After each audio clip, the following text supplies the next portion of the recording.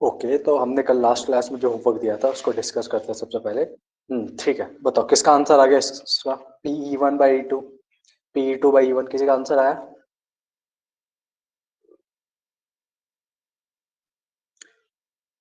अरे बोलो बोलो, जल्दी बोलो। E1 क्या था? Getting a doublet. E2 क्या था? गेटिंग अ स्कोर ऑफ 10 और मोर। 10 और मोर, ठीक है। तो सबसे पहले आपको क्या निकालना पड़ेगा? यहाँ पर Pe1 निकालना पड़ेगा।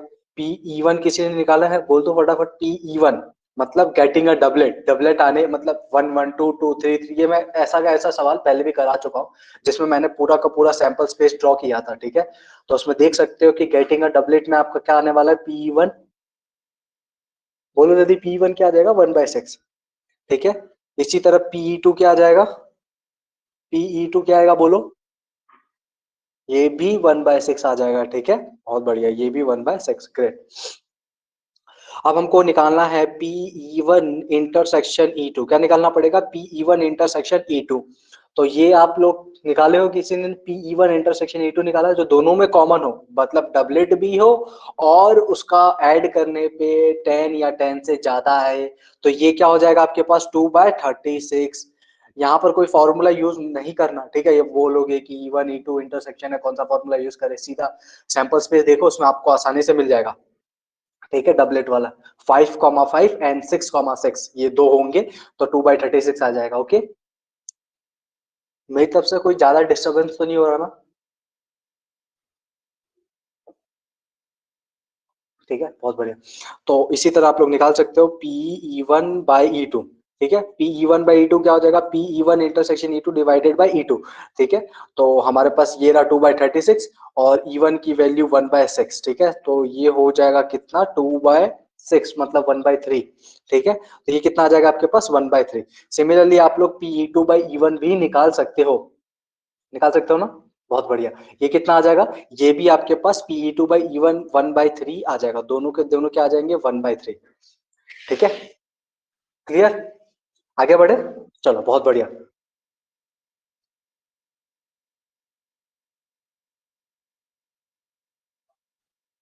चलो एक नोट लिखते हैं हम लोग, एक नोट लिखो फटाफट। नोट, नोट क्या है?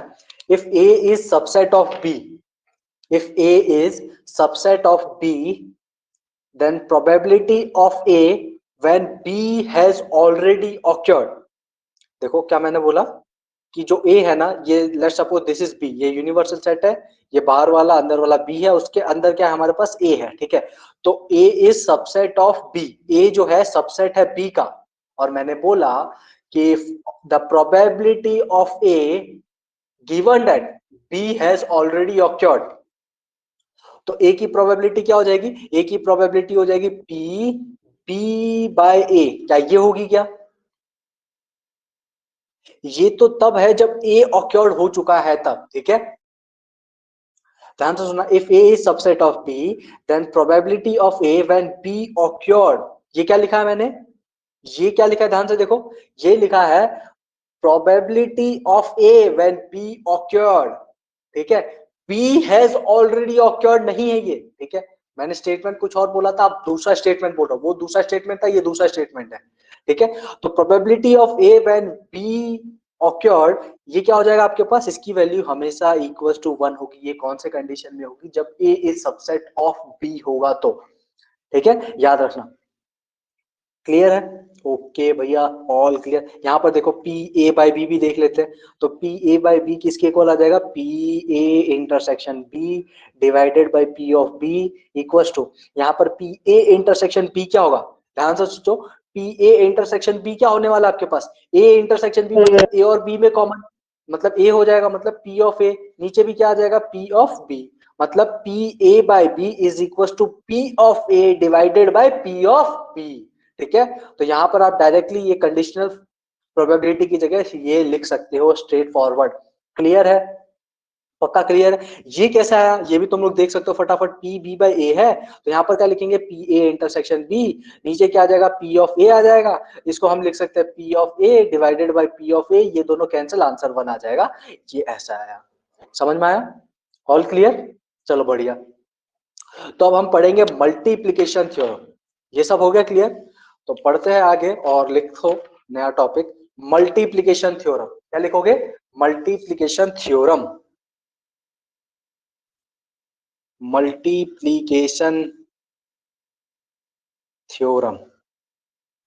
Okay, what is this multiplication theorem? सीधा एक सवाल लेते हैं और समझने की कोशिश करते हैं कि मल्टीप्लिकेशन थ्योरम कहता क्या है या क्या कैसे काम करता है।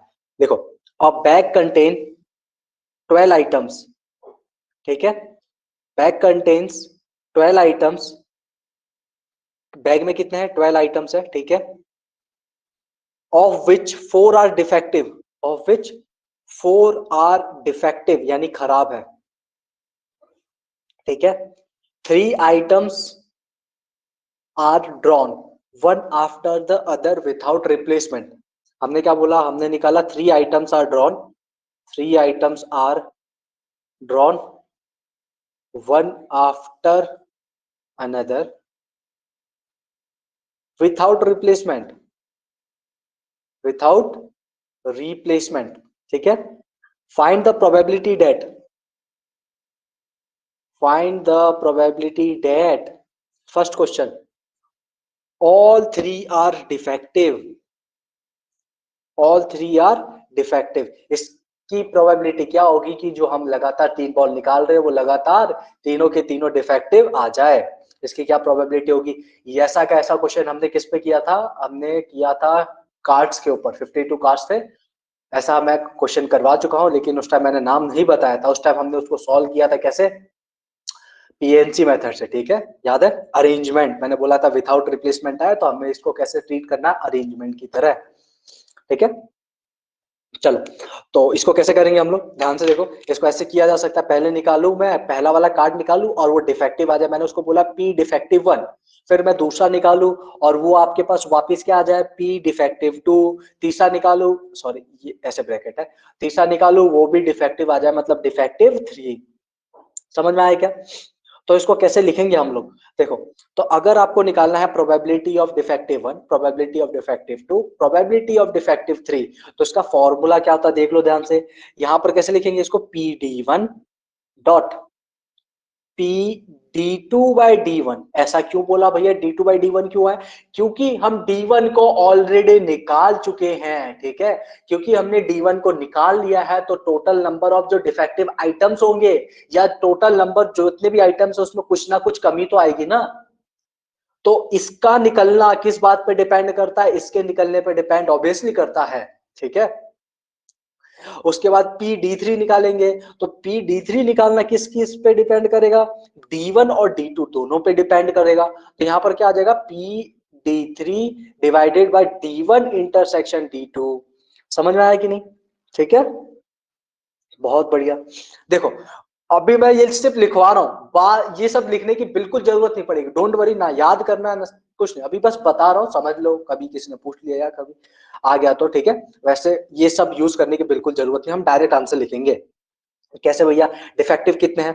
डिफेक्टिव है हमारे पास 4, लिख दो 4/12, टोटल नीचे कितना है? 12 है कि नहीं? हाँ भैया, ठीक है। उसके बाद डिफेक्टिव कितना हो गया? 3, बचे कितने? 11, उसके बाद 2, बचे कितने? 10, बस खत्म, ठीक है। इसको रिप्रेजेंट करने का ये तरीका है, this is known as multiplication theorem, जो कि बिल्कुल जरूरत नहीं है, फिर भी क्योंकि बताने होता है इसलिए बता रहा हूँ, ठीक है। या फिर हमारा जो अरेंजमेंट वाला मेथड है वो भी कर सकते हो। कैसे? 4 में से एक पहले सेलेक्ट करेंगे तो 12C1 हो जाएगा, फिर 3 में से एक सेलेक्ट करेंगे, कुल मिला के यही है, ठीक है, ऑब्वियसली। समझ में आया? किसी को डाउट?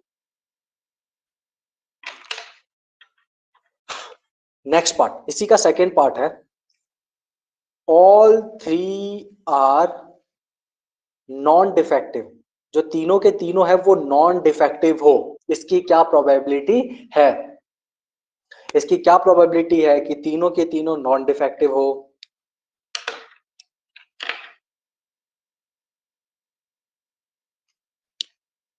तो हम लोग क्या करेंगे कि प्रोबेबिलिटी डिफेक्टिव नहीं होने की, तो P D one bar dot P D two bar dot P D three bar,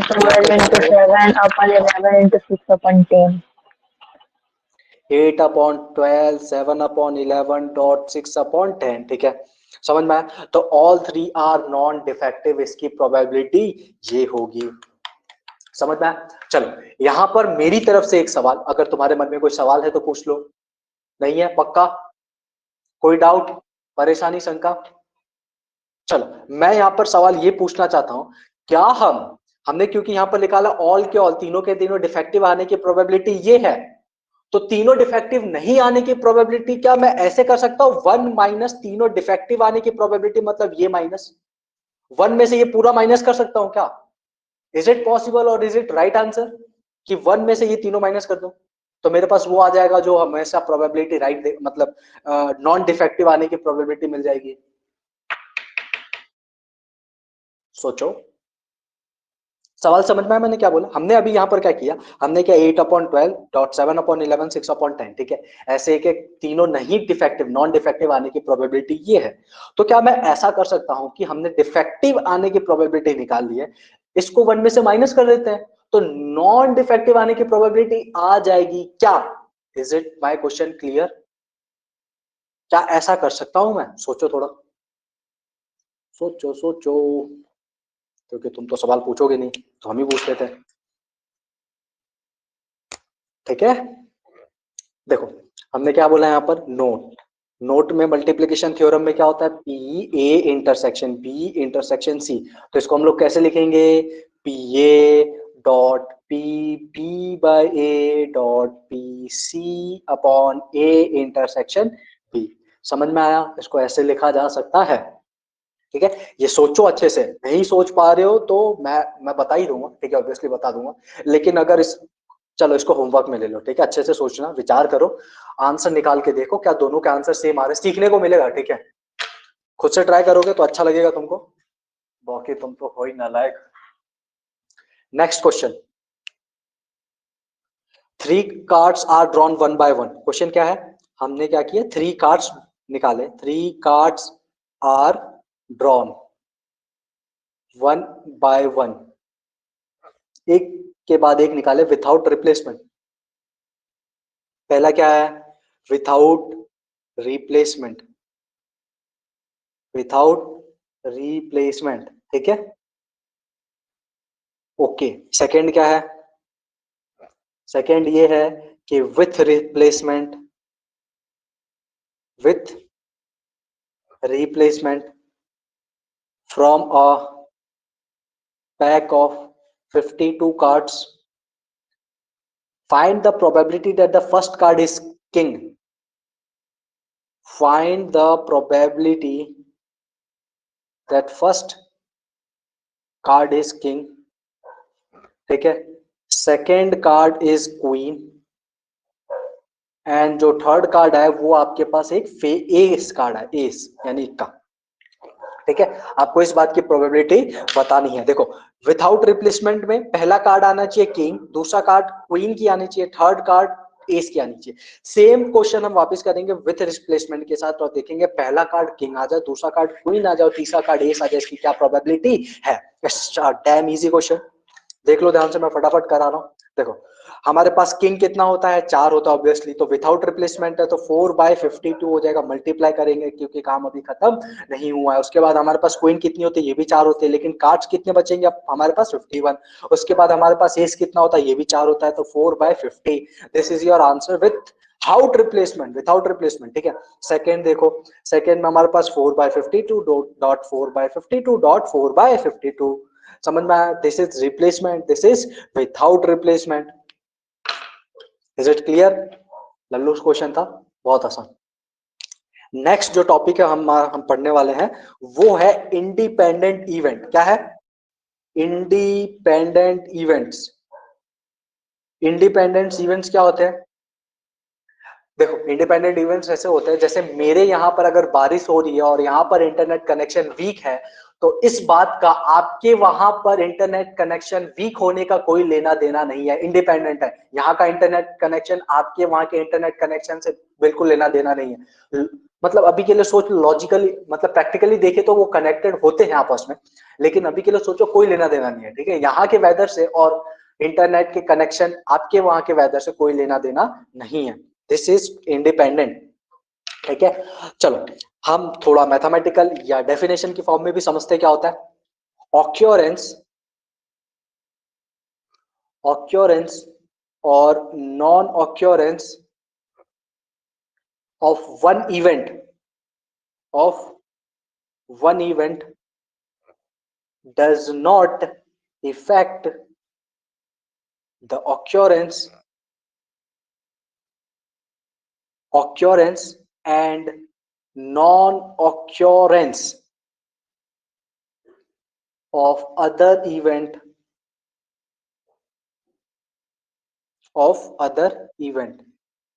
then these events are called IE, मतलब इंडिपेंडेंस इवेंट्स। ठीक है, चलो बहुत बढ़िया। इसको अब मैथमेटिकली फॉर्म में लिख के बताता हूं, तुमको रिप्रेजेंट करके बताता हूं।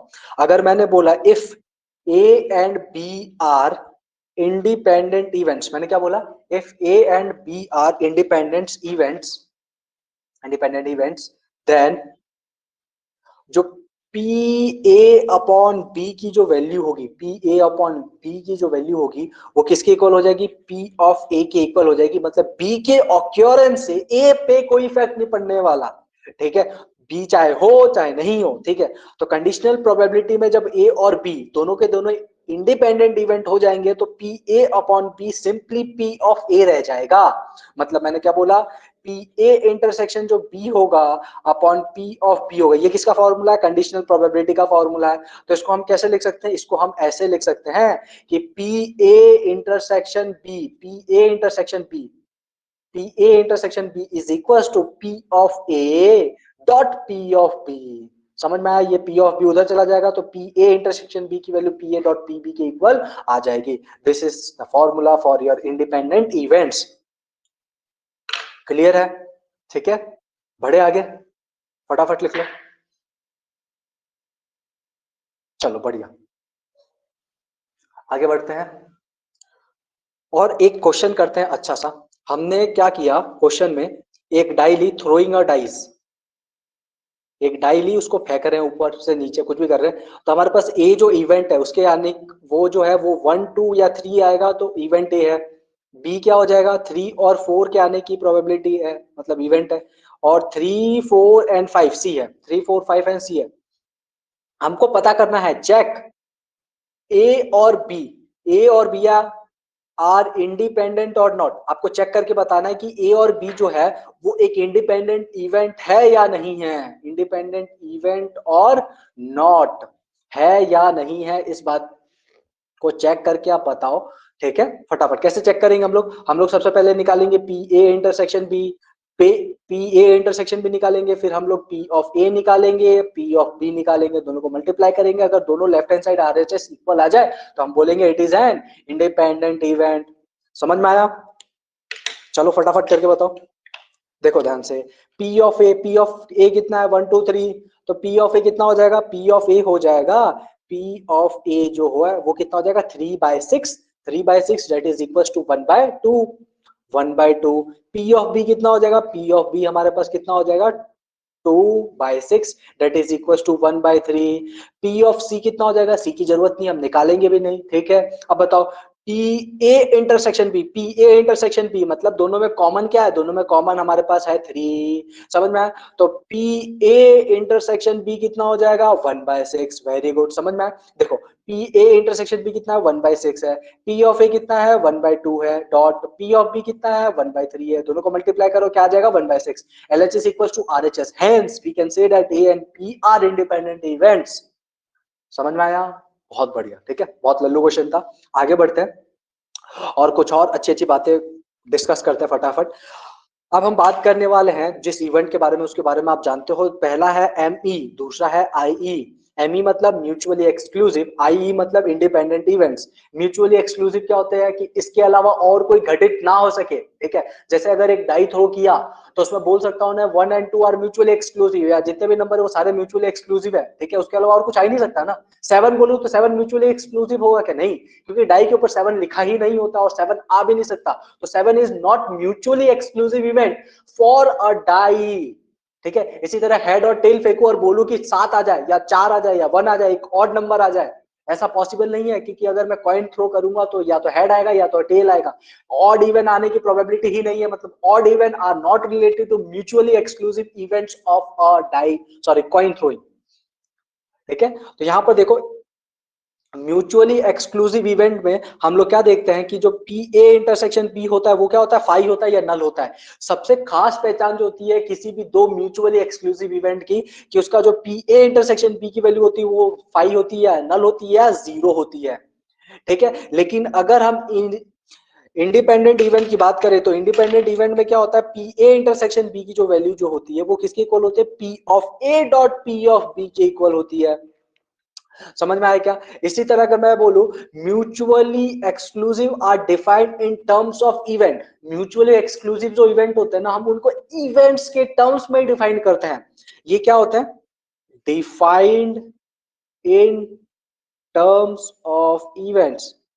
ठीक है, लेकिन जो इंडिपेंडेंट इवेंट्स होते हैं ये कैसे डिफाइन किए जाते हैं, इन terms of probability of an event. कैसे डिफाइन किए जाते हैं, इन terms of probability of an event. ठीक है, इन terms of probabilities of events. ठीक है, क्लियर है?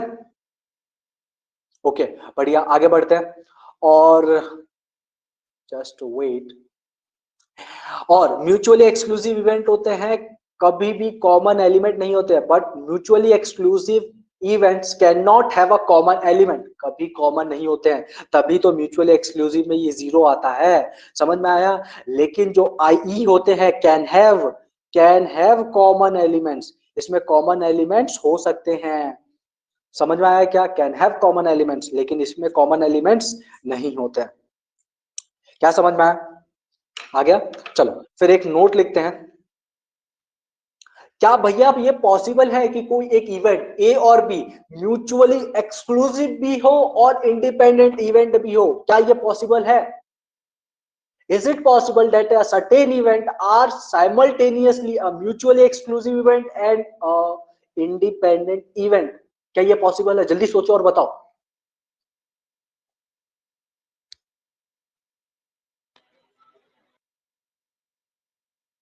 अरे जल्दी बताओ, क्या ये पॉसिबल है कि कोई एक इवेंट म्यूचुअली एक्सक्लूसिव भी हो और इंडिपेंडेंट भी हो? अरे नालायक को जल्दी बताओ। ये डिफरेंस मैंने ये क्वेश्चन पूछने से पहले इसलिए लिखवाया, वरना इसकी जरूरत नहीं है, पता है तुमको, मतलब ऐसे किसी काम का नहीं है। लेकिन लिखवाया मैंने क्वेश्चन पूछने से पहले, तो इसको देख के या तुमको समझ में आता है जितनी अंडरस्टैंडिंग है। तो बताओ, क्या ये पॉसिबल है कि कोई एक इवेंट म्यूचुअली एक्सक्लूसिव भी हो और इंडिपेंडेंट इवेंट भी हो?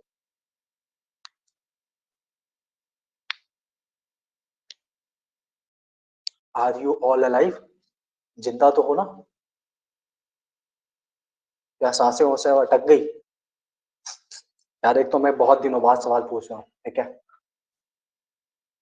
वो जो फेस टू फेस पढ़ाते हैं ना, चाहे वो ऑनलाइन है क्यों ना हो, फेस टू फेस पढ़ाने में जो एक्सप्रेशन आते हैं वो बहुत ज्यादा जरूरी होता है। अभी तो तुम मेरा मतलब क्या ही बताऊं, मेरा सुंदर सा चेहरा नहीं देख पाते हो, है ना? जरूरी है वो एक्सप्रेशन।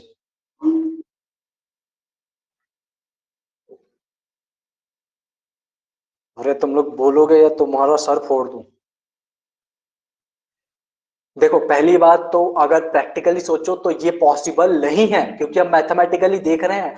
तो yes, if if two events A and B are simultaneously mutually exclusive and ये independent event, then one of them or both of them must be an impossible event। समझ में आया?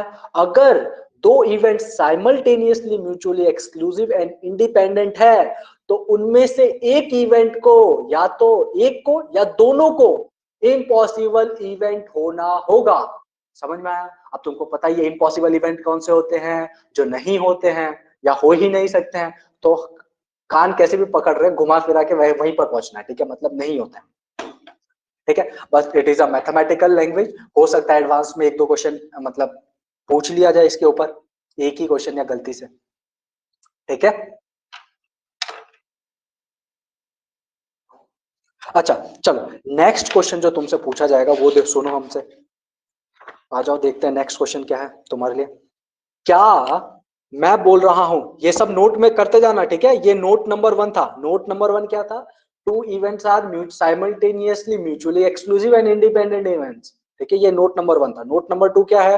नोट नंबर 2 है कि मैं बोलूं अगर if A and B are independent events, मैंने क्या बोला? If A and B are independent events, then A complement and B complement के बारे में आप लोग क्या बोल सकते हो? क्या ए कॉम्प्लीमेंट और बी कॉम्प्लीमेंट भी इंडिपेंडेंट इवेंट होंगे या नहीं होंगे, या कोई और इवेंट बन जाएगा? मतलब अगर ये दोनों इंडिपेंडेंट इवेंट है तो ए बार बी बार हो सकता है म्यूचुअली म्यूचुअली इवेंट। एक्सक्लूसिव हो जाए, या ये म्यूचुअली एक्सक्लूसिव हो जाएगा। Very good. ये क्या हो जाएगा? म्यूचुअली एक्सक्लूसिव नहीं होगा, इट्स अ रॉन्ग आंसर। ये भी क्या होगा आपका? ये भी आपका इंडिपेंडेंट इवेंट ही रहेगा। A complement and B complement are also independent event. इसको आप प्रूफ कर सकते हो, देखो कैसे। अब तुम नालायकों को प्रूफ भी बताने पड़ेंगे। ए इंटरसेक्शन बी, ठीक है, ये क्या हो जाएगा? P of A dot P of B हो जाएगा, ठीक है। क्या आप लोग ऐसे निकाल सकते हो? P A bar intersection B bar निकाल सकते हो ना? तो इसको क्या लिख सकते हैं हम लोग? इसको लिख सकते हैं P of A bar dot P of B bar. हाँ भैया, ऐसा लिखा जा सकता है। ओके, इसको आप लोग कैसे लिख सकते हो? इसको आप लोग लिख सकते हो पी ए यूनियन बी का होल बार, ऐसे लिख सकते हो ना? ये बार मैंने बाहर निकाल दिया तो डी मॉर्गन्स लॉ की मदद से मैंने यूनियन लगा दिया। ये क्या हो जाएगा? ये हो जाएगा 1 माइनस पी ऑफ ए। बढ़िया। ये क्या हो जाएगा? 1 माइनस पी ऑफ बी। हाँ भैया, समझ में आया, समझ में आया। इसको क्या लिख सकता हूं? इसको लिख सकता हूं 1 minus P A union B. हाँ भैया, लिखा जा सकता है। और अगर मैं इसको देखूं तो इसको कैसे लिख सकते हैं हम लोग? ये क्या लिखा है? 1 minus P of A minus P of B plus P of A dot P of B. समझ में आया क्या? तो इससे प्रूफ होता है कि हम लोग इसको कैसे लिख सकते हैं। ये जो ए बार और बी बार होते हैं ये भी एक इंडिपेंडेंट इवेंट होते हैं। समझ में आया? चलो, थर्ड क्वेश्चन तुम्हारे लिए है, ध्यान से सुनना। थर्ड क्वेश्चन और सही आंसर मिलना चाहिए। अगर मैंने बोला if A and B are independent event, क्या बोला मैंने? If A and B are independent event, तो आप लोग क्या बोल सकते हो? A bar comma B, A comma A bar, sorry B bar, ये क्या है? बी बार, ठीक है। इसी तरह ए बार कॉमा बी बार, ये सारे के सारे क्या होंगे? All are independent events. समझ में आया? ये सारे के सारे क्या होंगे? इंडिपेंडेंट इवेंट होंगे। तो नोट 1 नोट 2 नोट 3 याद रखना, ठीक है। चलो आगे बढ़ते हैं और एक सवाल करने की कोशिश करते हैं इसके ऊपर। चलो नेक्स्ट क्वेश्चन है ये, throwing a die and a coin simultaneously. ध्यान से सुनना। थ्रोइंग अ कॉइन, मैंने एक कॉइन फेंका, एंड अ डाई, और एक डाई भी फेंका साइमल्टेनियसली। साइमल्टेनियसली मतलब समझते हो ना? एक साथ। What is event A? What is event A? Getting a even number, getting और नहीं सिर्फ even numbers on die, getting even number on dice, ठीक है। What is event number? What is event B? Event B head on coin, head on coin, getting head on coin. Okay, what is event C? Dice show a composite number and die show, sorry, coin, coin shows tail. What is event D? Die shows 7। समझ में आया? सारा देख लो। Event A क्या है? Getting an even number on dice. B क्या है? Getting head on coin. C क्या है? डाइस का ऑपोजिट नंबर शो करना चाहिए, और कॉइन जो है वो टेल शो करना चाहिए। डाइस क्या है? 7 शो करना चाहिए इसकी। ये सारे इवेंट है। ओके, तो फर्स्ट क्वेश्चन क्या कहता है? फर्स्ट क्वेश्चन कहता है कि इवेंट ए एंड बी, ये मेंस टाइप के क्वेश्चन है, ध्यान से देना, ठीक है। A and B are independent events, A and B are independent events. True. देखो कैसे पूछेंगे? A and B, A and B फिर यहां पर ले लेंगे independent event, mutually exclusive event, exhaustive event, none of this. तो आपको देखना पड़ेगा कि ये इंडिपेंडेंट है या नहीं है, म्यूचुअली एक्सक्लूसिव है या नहीं है। मैं तो यहाँ पर सीधा लिख के दे रहा हूँ A and B are independent और नॉट। ये आपको बताना है ट्रू है या फॉल्स है, जल्दी बताओ फटाफट। ए एंड बी, ए क्या है, getting an even number, be had on coin. तो फटाफट चेक करो ये इंडिपेंडेंट इवेंट है या नहीं है। ठीक है,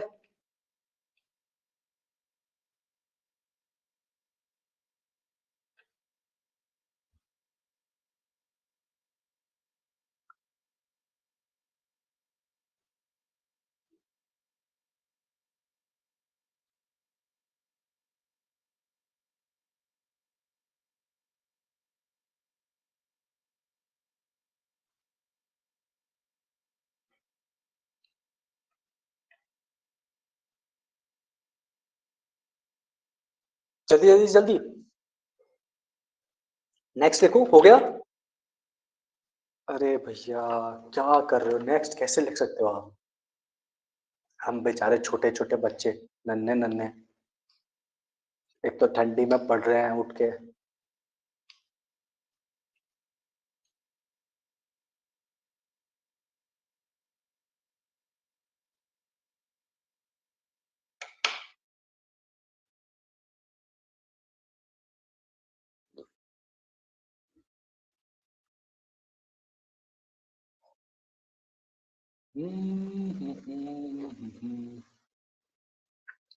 चलो ठीक है, मैं सॉल्व करता हूँ, ध्यान से देखो।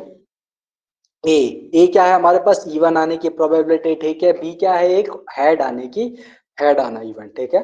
तो इवन आ जाए, ये कैसे हो सकता है इवन आ जाए? क्योंकि हम कॉइन और डाई को एक साथ थ्रो कर रहे हैं, कॉइन और डाई को एक साथ थ्रो कर रहे हैं, ठीक है। तो इवन कौन कौन सा होता है, ऐसा हो सकता है, देखो ध्यान से। ऐसा हो सकता है कि हमारे पास जो डाइस है उसके ऊपर टू आ जाए, और हमारे पास जो कॉइन है उसके ऊपर हेड आ जाए, ठीक है, ऐसा हो सकता है।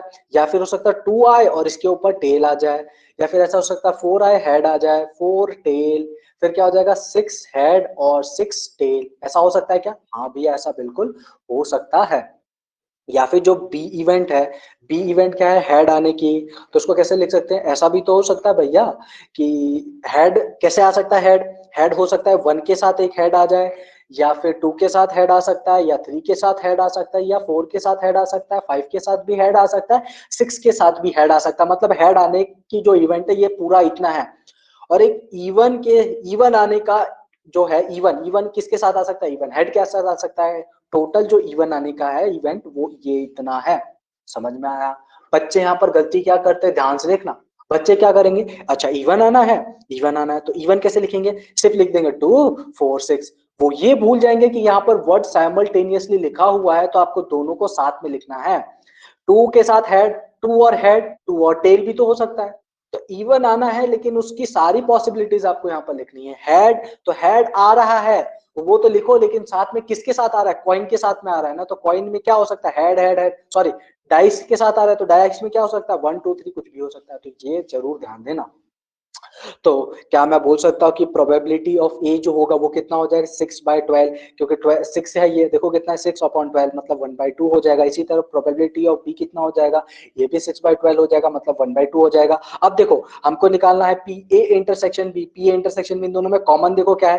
देखो एक कॉमन पहला ये है, ये दोनों कॉमन है, उसके बाद ये फोर वाला कॉमन है, उसके बाद ये सिक्स वाला कॉमन है, मतलब हमारे पास थ्री टर्म्स कॉमन है। तो पी ए इंटरसेक्शन भी क्या हो जाएगा, 3/12, क्या हो जाएगा 3/12। तुमको देख के ही पता चल रहा होगा, तुमको देख के ही पता चल रहा होगा, 3/12 कितना हो जाएगा, 1/4। समझ में आया? मतलब देखो ये ए है, पी ऑफ ए, ये पी ऑफ बी, दोनों को मल्टीप्लाई करोगे तो कितना आएगा, 1/4। इसको देखो ये भी कितना है, 1/4। मतलब मैं बोल सकता हूँ कि P A intersection B is equal to P of A dot P of B. समझ में आया? तो मैं बोलूंगा A and B are independent events. क्या बोलूंगा, P A and B are independent event. चलो इसमें एक और सवाल ऐड करते, थोड़ा इंटरेस्टिंग बनाते हैं इसको। ये बताओ कि ए और बी जो है, क्या ये म्यूचुअली एक्सक्लूसिव भी है? दिमाग थोड़ा तेज चलाओ, मैं बहुत फास्ट पढ़ा रहा हूं, मेरे को पता है नो, लेकिन वो जरूरी भी है ताकि तुम्हारी स्पीड बने और तुम ज्यादा अच्छे से सोच सको। ब्रेन को थोड़ा एक्सरसाइज कराओ यार, ठीक है। उसके लिमिट्स पे जाओ। पता है तुमको हार्ड वर्क की सही डेफिनेशन क्या है? Hard work, what is hard work? Hard work बोलते हैं ना, hard work, hard work, what is hard work? होता है क्या हार्ड वर्क? हार्ड वर्क तब स्टार्ट होता है जब आपका मन भर चुका होता है किसी चीज से, ठीक है? जैसे आप पढ़ाई कर रहे हो, ठीक है, पढ़ाई हो गया, जैसे ही आपका मन, अरे नहीं बस हो गया, अब नहीं हो सकता, जैसे ही ये आता है ना, उसके बाद भी आप अपना मन लगा के पढ़ सकते हो, आधा घंटा, एक घंटा। तो वहां से जो आपका मन जहां से बोला कि अरे यार अब नहीं पढ़ना, थोड़ा सा रेस्ट कर लेते या आराम का टाइम हो गया, उसके बाद जो आपने पढ़ना स्टार्ट किया होता है ना, दैट इज हार्ड वर्क। वो हार्ड वर्क में काउंट होता है, वरना उससे पहले तो आप शेड्यूल्ड में ही पढ़ रहे थे, ठीक है?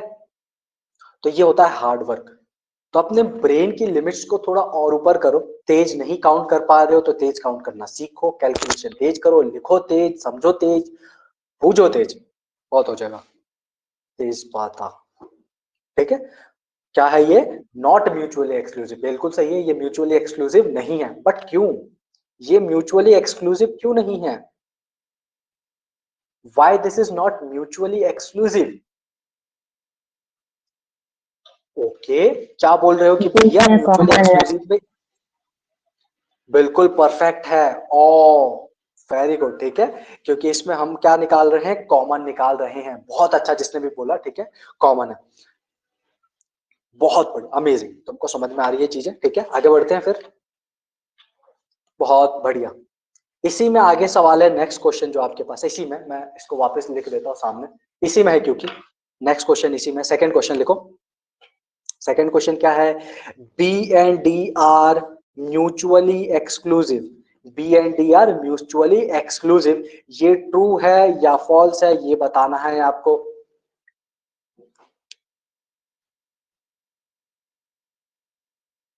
बी एंड डी, बी क्या था? हेड ऑन कॉइन, डी क्या है? डाई सोज 7, डाइज सोज 7। ट्रू। ट्रू, क्यों ट्रू है?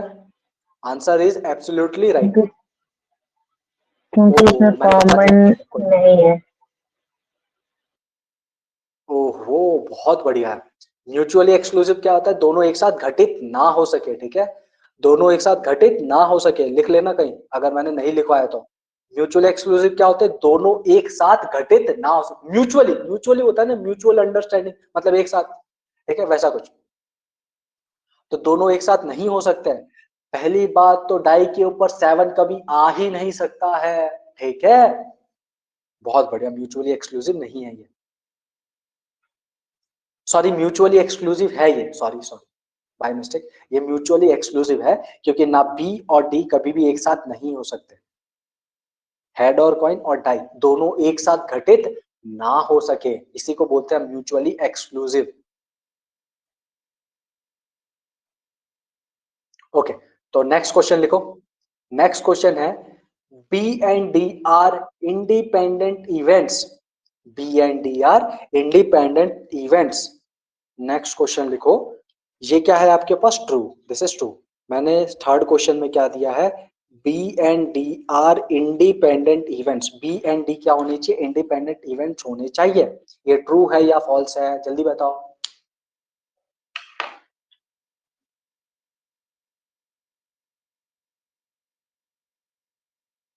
यहां पर ध्यान देना, जो फॉल्स। पी ऑफ डी निकालोगे, पी ऑफ डी निकालोगे, ये क्या आएगा आपके पास? 0, क्योंकि डाई कभी भी 7 शो नहीं कर सकता, मतलब क्या होगा कि ये एक इम्पॉसिबल इवेंट है, ठीक है, जो पी ऑफ डी है ये क्या है? एक इम्पॉसिबल इवेंट है, मतलब कभी हो ही नहीं सकता, तो ये क्या हो जाएगा? 0, हटा देना इसको, ठीक है।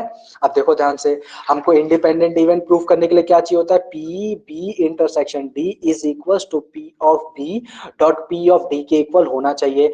क्या इसमें कुछ कॉमन है? बी और डी में कुछ कॉमन है? नहीं भैया, कुछ कॉमन नहीं है, मतलब इसकी प्रोबेबिलिटी 0, मतलब ये भी क्या है? एक इम्पॉसिबल इवेंट हमने देखा। यहाँ पर देखो पी ऑफ जो डी है, पी ऑफ डी, ये भी क्या एक इम्पॉसिबल इवेंट है, क्योंकि 7 नहीं आ सकता, मतलब ये क्या है? इम्पॉसिबल इवेंट, मतलब ये 0 है। क्या तुमको नोट 1 याद है? भैया नोट 1 अभी आपने पढ़ाया था, नोट 1 याद है बिल्कुल। तो हम क्या बोलेंगे? B and D are independent event, this is true. ये क्या होगा? ट्रू होगा। क्यों होगा? हो सकता है, मैंने क्या बोला था अभी, देखो B and D mutually exclusive भी है और बी और डी इंडिपेंडेंट इवेंट भी है। क्यों?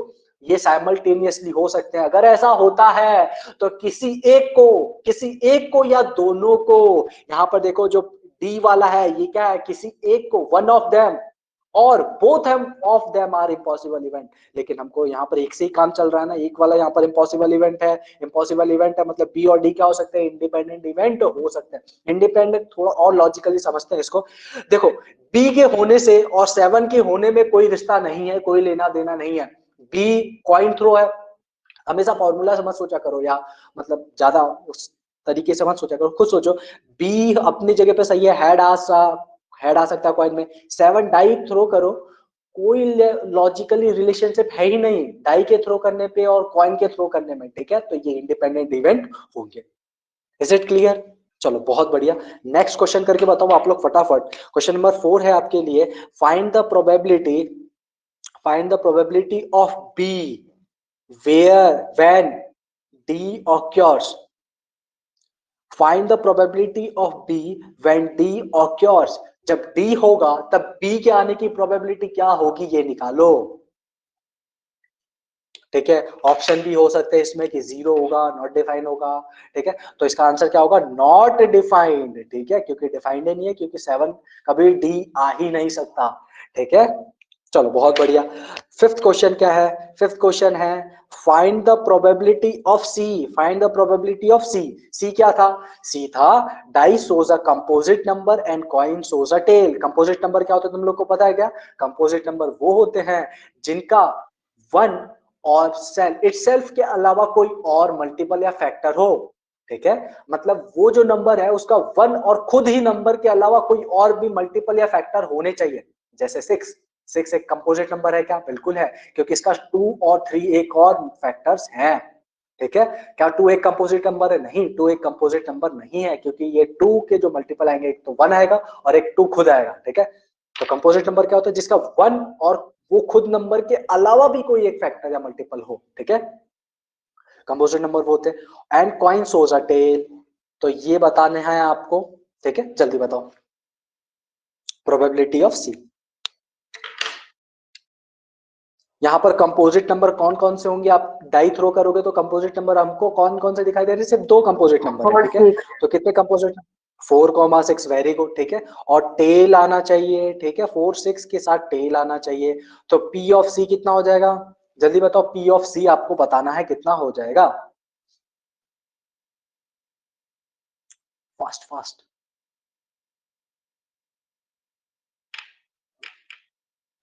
फर्स्ट क्वेश्चन याद है क्या, देखो ध्यान से, यहाँ पर हमने यहाँ पर वो सारे लिखे थे जो इवन नंबर थे। देखो यहाँ पर 4 ये रहा और 6 ये रहा, ठीक है, ये 2 है। और हमारे पास टोटल जो था वो कितना था, ये सारा था कि नहीं टोटल, ठीक है, ये सब था हमारे पास, ठीक है।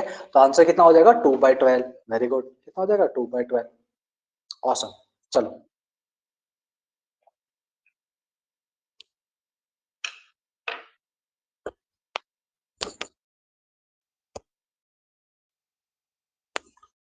देखो, एक और चीज तुमको लिखवा देता हूं मैं, ऐसे तो तुम लोग समझदार हो ही, लेकिन ठीक है। देखो ध्यान से, मैंने क्या बोला, इफ ए बी सी, अगर ए बी सी तीनों के तीनों इंडिपेंडेंट इवेंट, अभी तक हम सिर्फ 2 ही को लेकर चल रहे थे, ठीक है। अब यहाँ पर क्या है, 3 इवेंट आ गए। If A B C are independent event, then P A intersection B is equal to P A dot P B. This is true, yes this is true. PB intersection C is equals to P of B dot P of C. This is also true. PC intersection A is equals to P of C dot P of A. This is also true. इसको हम क्या बोलते हैं, हम इसको बोलते हैं pair wise independent. क्या बोलते हैं, पेयर वाइज इंडिपेंडेंट होंगे ये। अगर तीनों इंडिपेंडेंट इवेंट है तो हम इसको ऐसे रिप्रेजेंट कर सकते हैं, कोई प्रॉब्लम नहीं है, कोई बिग डील नहीं है।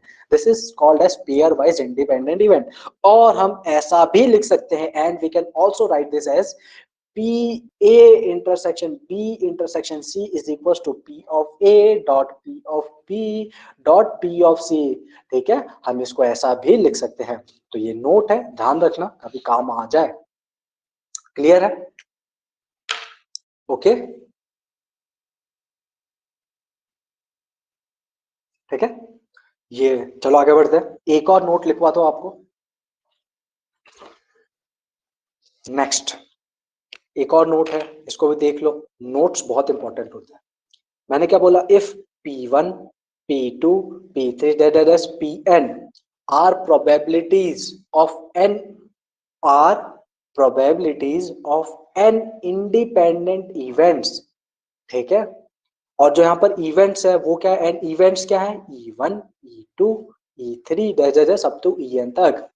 Then probability of at least, then probability of at least one occurrence is P at least one। P at least one निकालना हो मतलब एक ही निकालना है, तो हम क्या करेंगे, सब फेल, वन में से सबको फेल माइनस कर देंगे, ठीक है, कि कोई भी ना हो। वन में से ऐसी प्रोबेबिलिटी को कर देंगे, यहाँ पर क्या लिखेंगे, वन माइनस वो प्रोबेबिलिटी निकाल देंगे जब सबके सब इवेंट हो ही ना, कोई ना हो, सबके सब फेल हो जाए या कोई ऑक्योर ही ना हो, तो वन में से माइनस करेंगे तो हमारे पास वो सारी प्रोबेबिलिटी आ जाएगी जब कम से कम एक इवेंट ऑक्योर हो रहा होगा, ठीक है। यहाँ पर क्या लिखेंगे, one minus P E1 union E2 union E3 up to En तक, और इसका बार ले लेंगे।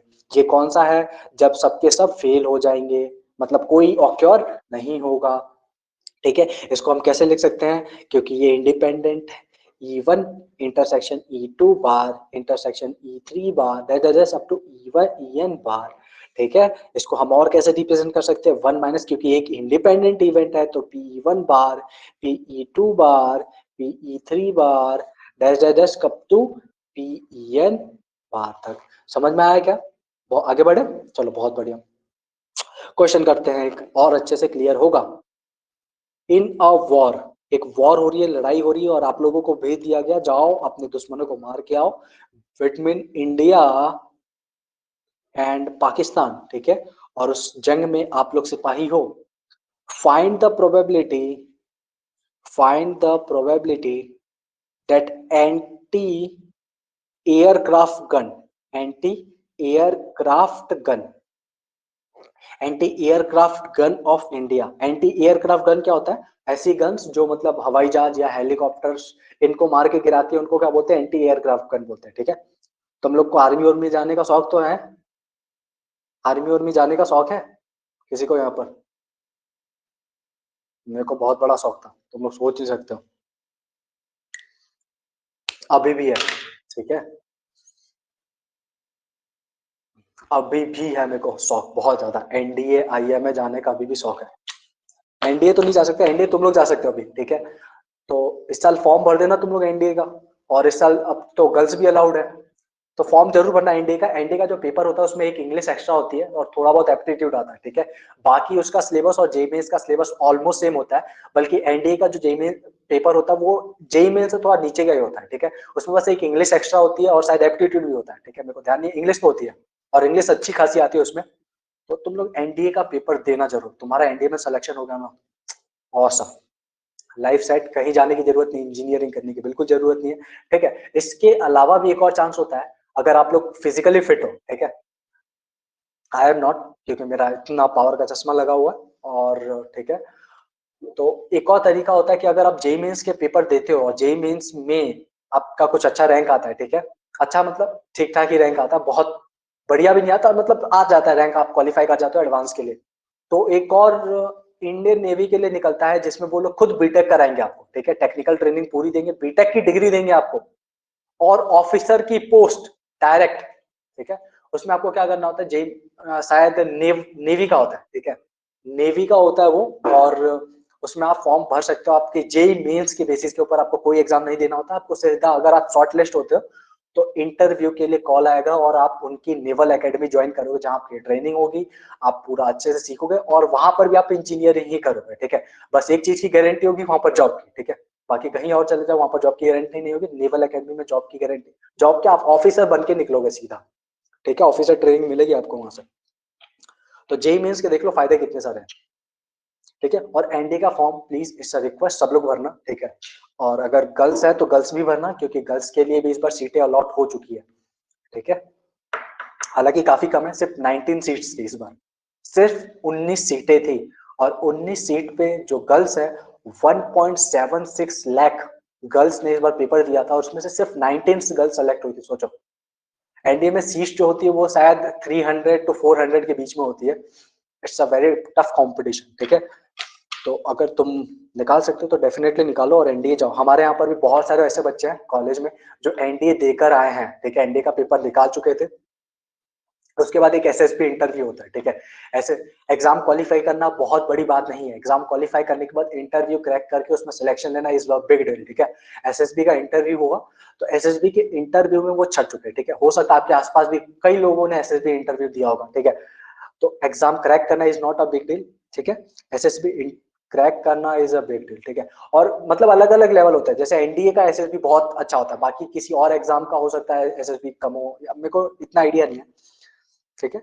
तो आप लोग ये सब फॉर्म भरना, ठीक है। तो आ जाओ वापस यहाँ पर देखते हैं, anti aircraft gun of India can hit Pakistani plane, can hit Pakistani plane at first, second, third shot is 0.6, 0.7 and 0.1। मतलब मैंने क्या किया, अपने इंडिया वाले ने क्या किया, गन्स एंटी एयरक्राफ्ट गन चलाना स्टार्ट किया, उन्होंने 3 फायरिंग करे, फर्स्ट, सेकंड, थर्ड। पहले में वो पाकिस्तानी प्लेन को गिराया, उसकी क्या प्रोबेबिलिटी है, 0.6 है, दूसरे में 0.7 है, तीसरे में 0.1 है रिस्पेक्टिवली, ठीक है।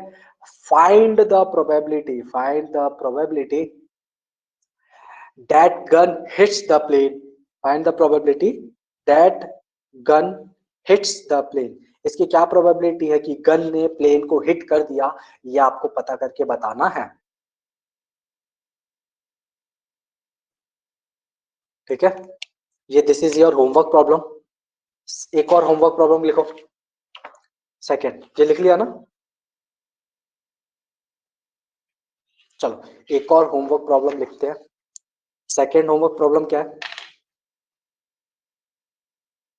अमन सर, सर नहीं, सर नहीं भैया, अमन भैया, that's me, takes surprise test, takes surprise test in your batch, ठीक है। तुम्हारे बैच में मैंने क्या किया, एक सरप्राइज टेस्ट लिया विथ प्रोबेबिलिटी, विथ प्रोबेबिलिटी 1/3। देखो विथ प्रोबेबिलिटी 1/3 मतलब मेरे सरप्राइज टेस्ट लेने की प्रोबेबिलिटी कितनी है, 1/3 है, ठीक है। इफ इफ समवन, किसका नाम लिखूं बताओ, तुम में से किसी का नाम बोलो, बोलो बोलो। If Kusal, if Kusal remains absent, if Kushal remains absent for 2 days, for 2 days, find the probability, find the probability he misses exactly one test, exactly one test, second at least one test. ऐसी मतलब समझ रहे हो ना question, कि जो कुशल है वो 2 दिन के लिए एब्सेंट है, और यही सी बात की क्या प्रोबेबिलिटी कि वो जो जो 2 दिन एब्सेंट था उसी दिन उस सर ने टेस्ट, मैंने टेस्ट ले लिया, ठीक है। या फिर हो सकता है जिस 2 दिन उसने छुट्टी ली हो उस दिन टेस्ट ना लिया, और जिस दिन आया उस दिन टेस्ट ले लिया, ठीक है। मतलब मेरे टेस्ट लेने की प्रोबेबिलिटी 1/3 है, कि मैं इस प्रोबेबिलिटी टेस्ट कभी भी ले सकता हूँ या नहीं भी ले सकता हूँ, ठीक है। तो आपको बतानी है कि प्रोबेबिलिटी रेट ही मिसेस, उसने टेस्ट मिस कर दिया, मतलब जिस दिन वो एब्सेंट था उसी दिन मैंने टेस्ट ले लिया, एग्जैक्टली वन टेस्ट, सिर्फ उसने एक टेस्ट मिस किया, एटलीस्ट वन टेस्ट मिस किया, और एट मोस्ट वन टेस्ट उसने मिस कर दिया, ठीक है। तो ये आपका होमवर्क है, 2 क्वेश्चन काफी है। और बाकी आप लोग जो भी पढ़ रहे हो उसको अच्छे से पढ़ते रहिए, रिवाइज करते रहिए, क्योंकि अभी कुछ दिनों बाद आपका 12th स्टार्ट हो जाएगा, ठीक है। तो जितने भी बैकलॉग्स है जो भी है आराम से पढ़ते रहिए, कोई प्रॉब्लम नहीं है, ठीक है। और हाँ, टेस्ट हो सकता है नेक्स्ट संडे को। आज क्या मंडे है ना शायद, मंडे है ट्यूसडे आज, आज ट्यूसडे है, तो नेक्स्ट संडे को टेस्ट हो सकता है, मैंने सिलेबस पहले ही बता चुका हूँ, तो बी रेडी, ठीक है। Have a great day.